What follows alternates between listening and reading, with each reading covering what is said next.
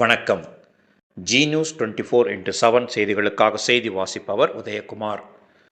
பெரியபாளையம் அருள்மிகு பவானியம்மன் திருக்கோவில் மருத்துவ மையம் திறந்து வைக்கும் நிகழ்ச்சி நடைபெற்றது.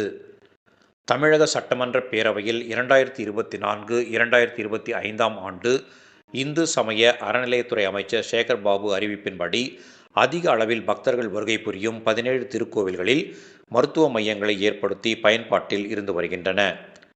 இந்நிலையில் திருவள்ளூர் மாவட்டம் பெரியபாளையம் அருள்மிகு பவானியம்மன் திருக்கோவில் மற்றும் தூத்துக்குடி மாவட்டம் குலசேகரன்பட்டினம் அருள்மிகு முத்தாரம்மன் திருக்கோவில் ஆகிய 2 திருக்கோவில்களில் மருத்துவ மையம் திறந்து வைக்கும் நிகழ்ச்சி இன்று நடைபெற்றது. பெரியபாளையம் அருள்மிகு பவானியம்மன் திருக்கோவிலில் நடைபெற்ற நிகழ்ச்சிக்கு வேலூர் மண்டல இந்து சமய அறநிலையத்துறை இணை ஆணையர் அனிதா தலைமை தாங்கினார். திருவள்ளூர் இந்து சமய அறநிலையத்துறை உதவி ஆணையர் சிவஞானம், திருக்கோவிலின் பரம்பரை அறங்காவலர் அஞ்சன் லோகமித்ரா ஆகியோர் முன்னிலை வகித்தனர். இதில் திருவள்ளூர் கிழக்கு மாவட்ட திமுக பொறுப்பாளர் MSK ரமேஷ்ராஜ் கலந்து கொண்டு மருத்துவ மையத்தை திறந்து வைத்து மருத்துவ மையத்தை பார்வையிட்டார். இந்த மருத்துவ மையம் திருக்கோவில் நடை திறந்து நடை மூடும் வரையில் செயல்படும். இங்கு ஒரு படுக்கை வசதி, ECG உள்ளிட்ட வசதிகளுடன் செயல்படும்.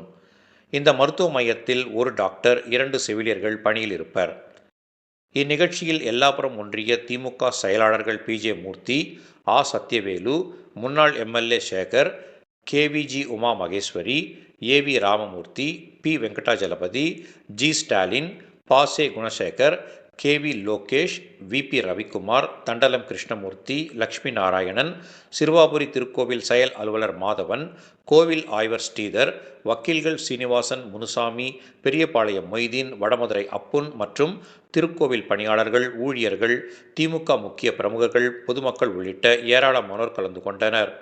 நிகழ்ச்சிக்கான ஏற்பாடுகளை திருக்கோவிலின் செயல் அலுவலர் பிரகாஷ் சிறப்பாக செய்திருந்தார்.